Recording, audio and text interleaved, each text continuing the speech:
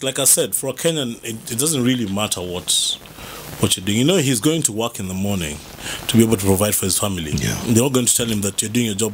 You're not doing your job well because somebody's not paying you. You better do it well. And I keep telling guys, do it well so that somebody owes you. You know. Yes. Somebody sees how much hard work you put in, and when they compensate you, they do it well. Yeah. Look, earlier on you were talking about sponsorship. Yes. Which is not rocket science in this country, since there's so much money in being thrown all over the place. It's unfortunate because we have marketers who don't have an idea. They do not have a clue of what sports can be. Yeah. And for me, it's something maybe our parliament needs to talk about. They need to give rebates to people who give money back to sport, because that's what has made American sport what it is today. Yes. Yeah, you get tax rebates for money you put into sport. Correct. And once that's the case, everybody wants to have a tax rebate. But there were people running to put this money in. And by the way, Sport Pesa, which was doing a lot to sponsor many teams and many institutions, yes, they threatened to pull out because of the. For Sport Pesa, I think it's very unfortunate. I really don't support that kind of approach because they're trying to untwist the government. I think they should look for a way to say to the government to be able to give them that tax break, as opposed to. So if they pull out and the government decides to pull away to take away the license, what happens then?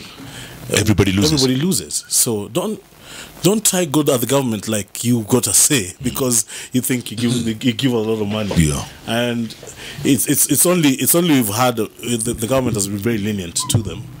You don't do that. You really don't put the government in a place where they've got to make a decision like that. If the CS in charge, they'd really have it rough.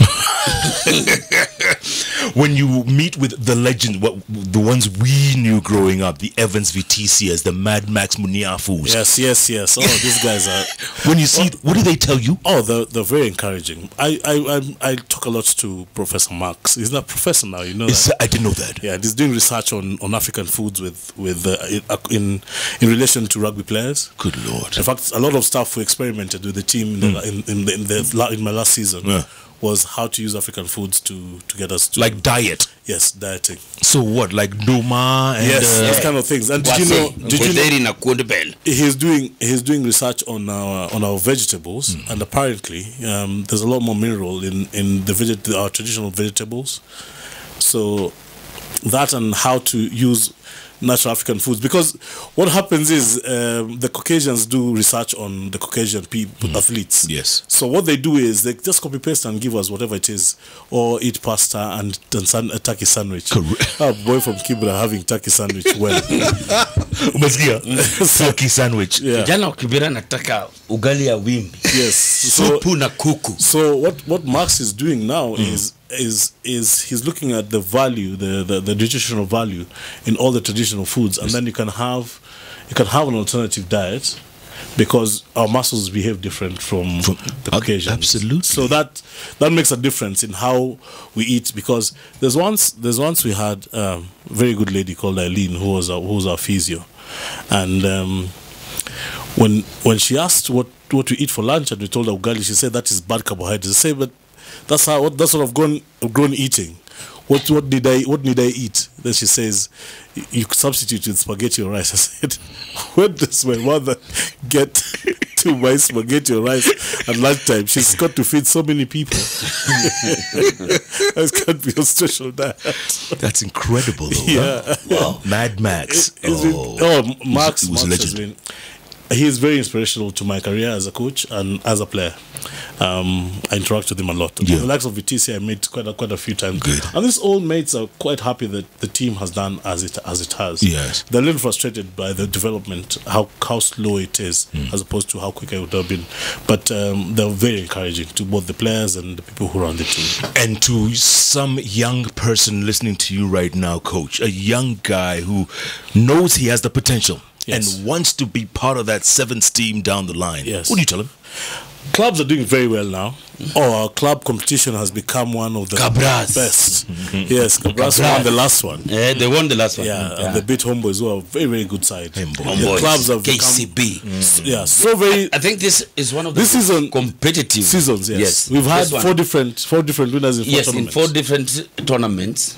Four different winners. 4 different winners. And So Dala Sevens is next. No, there's Christie's and then Dala. Christie's then Dala, which might be won by 2 different other people. If it is owned by 2 different teams, you can imagine on the final day, we'll have to now start tallying again, which is quite interesting. Nice. Yeah, once guys can keep Homeboys out of the semis in the Christies. Where is supporting I say that tongue in cheek. It's still Mwamba, are you? I'm putting in a difficult position because Mamba, you know why I had a very close relationship with Mamba is that most of my players came from Mamba as a national team coach, but I grew up in Impala and I played for Nondis. And I was a founder of Homeboys, so it's a bit. you have a foot everywhere. Everywhere. So I've got to show all the players that I'm neutral. Yeah. And the talent you're seeing out there, is it good? It's exceptional, Jeff. It's way beyond. I actually have goose pimples when I see those kids play because they've come so much of age. They've grown up with stars. They've grown up following Humphrey. They've grown up following Collins. You know, the kids who started following Collins when he started when they were maybe 10 and now 19, 20. Those who started following Humphrey are now 22, 23. So they've grown up with stars, and that is where we needed to get to, for them to know that I can be this. You know, we're talking of world stars here. We're talking of people who land in New Zealand and cameras are going off. So that kid now can relate because he can meet Collins one-on-one and say hello, and that's where we're going now. The players have been seeing their stars for very long, and now they want to be those players. Correct. Benja, talk about the academy, your academy. Yes, I've got an academy, but because of the synchronizing the IGCSE and 844 school systems, it's very difficult to do it during the term. So I do it during term breaks, and I do it for either. Can you just do it for our local children who are doing KCSE? Wachana na watoto wakina Jeff, them they will afford to go to other academies. Yeah, that I do bring back home to KCSE. Yes. Jeff and his children. Yeah, I still do that for both of them. So yeah, for when they have a break, then I take care of whoever is on break at that point. Yes, because then they have a lot of. What does it take to join their parents listening this morning? Yes. I usually update my Facebook pages and my Facebook page usually. And I'm very good on Instagram as you are. I keep seeing you dressing flashy and stuff. Unasikia? Kama leo. So my Facebook thing, that's a really good shot, man. This one, eh? Yeah. It gets really hot during the day nowadays. Oh, so you're wearing... And you don't know they're going to be in Homa Bay in the evening. Yes. You have a private jet nowadays. I see you jet set. But Benja, when I left home, yes, there was a curtain missing in my kitchen. Yeah. There was a curtain. Get the hell out of this nonsense. Wow. Benja, yes, your final thoughts around the rugby life in Kenya? Well, I think rugby has given us a new lease of life as sports people. For me especially, a kid who grew up in Kibra, and I've traveled the world for 20 odd years. That exposure is nothing compared to what I can learn in a class, what I can buy. It's something that has made me a world citizen, so to speak. It's created a human being who can teach other people how to approach things in the world, you know, and it's doing that for several more kids who are involved in the Kenya team. And I see recently I was talking to Wanyama, who's the Harlequins star, so to speak. I remember picking him when he was a little naive, and now I talk to him and I think, wow, this has transformed you over 3 years, and things like those. So it's quite exciting that is happening, and there's a chance for it happening some more. So for those kids especially who want to play rugby as their careers, of course school is first for us. they should definitely think about it. Yeah. Because it's going to change now. Brian Demessi saying we really need Benjamin Ayimba back as head coach. Would you do it again? Not really, because I'll give you the reasons why I wouldn't do it, and I'd be proud to. I'm happy that people think very well of me. But I coach people who are now retired. Yeah. Who ought to take the mantle, because I think they've learned from me how not to do other things, and that is where success comes. Knowing that your leader made mistakes, and you know where the mistakes were, and bringing in your energy, that makes a better coach. I would have loved to do it, but I think there's people who can do it better than me right now. Okay, wow. Congrats, Kenya loves you, Benja. You're a true coach. And then Makaka, Makaka has chimed in. He has chimed in. He says, "I played with Benja. He's a very good man." Pigo furniture moja stool. Australia. It was Australia. Yeah, 2006. Pigo moja paka unabaki uko surgery. But he was very good. I was about to ask, was he good? Extremely good. Makaka. Yes.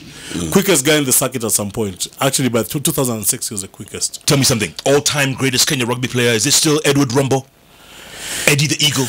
Now, there's a debate there, because now with Collins and still playing, and then Humphrey being the...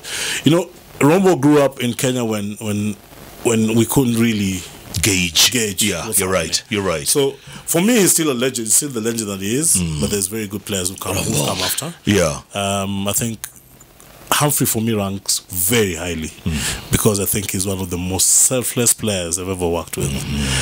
His brother comes in very close second.